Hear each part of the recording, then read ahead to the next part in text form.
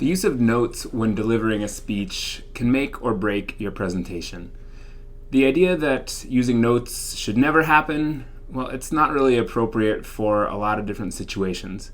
There are different types of speeches and different ways that you can use your notes. So in this quick tutorial, we'll talk about using notes extemporaneously. So what we mean by this is you know the information, you're extremely familiar with it. However, your notes are there to serve as a guide to make sure that some of the really important points are very precise and well delivered, and also so you stay organized and nothing gets left out. But again, this is not something where you are winging it, but it's also not something where this is a manuscript or memorized kind of speech.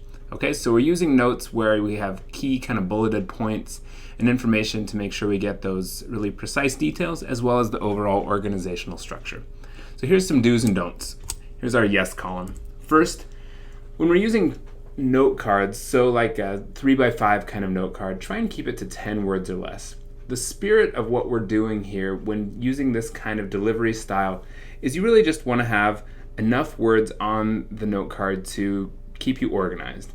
So it's just key bulleted points without the bullets, but key points, key words, no unnecessary words. Okay, so if you're using any sort of 3x5 card, 10 words or less. If you're using something where, let's say, you print it up and you put it in a padfolio, it's the same idea where you should be able to quickly glance and immediately, right when you look at whatever the word is, you can read it right away. So try and make it as big as possible, not too big, but as big as possible so you don't have to get close, so you don't have to squint your eyes, and immediately you read the information, and you shouldn't have to really focus too much to get what you need from those note cards. So what should be on your note cards?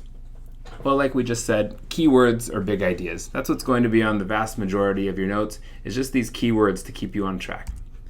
You're also going to be potentially using important quotes. Your audience is particularly forgiving when you're reading a quote, especially if you attribute that quote before you deliver it.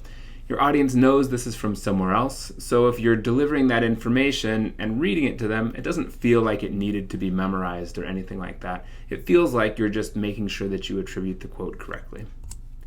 Important dates would be another example. So this is one of those things and that the next few points we'll touch on, and these are items that take a little bit more mental space to carry around with you. So if there's a date or maybe an author's name or something like that where it's a particularly difficult word to remember, something like that. These particular pieces of information, when offloaded onto note cards, can make it so your overall delivery is a little bit more fluent. There are a couple things I don't use, but people tell me that they work well for them, and one of those is different colors. Some people tell me they like to use different colors to separate different kinds of ideas or maybe different main points. And on the same token, different sizes can also help people maybe arrange the content and help them know when they're moving from one point to the next, or maybe accentuating one point over another. The last thing that we need to do is to make sure that you number your cards. Even if you have pieces of paper, always number them, but especially with note cards, because if the unthinkable happens and you accidentally drop your note cards in front of a room full of people, not only is that kind of embarrassing, but it's also really challenging to look at all those notes, reorganize them in the perfect order, and not really skip a beat and have your audience not make too big of a deal out of it. But if you have your note cards numbered, then hey, at least you're able to just quickly put them back in order and then get on with the speech. A couple things not to do. Avoid full sentences on your note cards, with the exception of direct quotes or important quotes. Beyond that, you really don't need full sentences on note cards. If you look at people who use full sentences on note cards, typically they're doing this because they want a greater sense of security. But what actually happens is they're forcing themselves to read those entire sentences in order to make the note cards useful at all.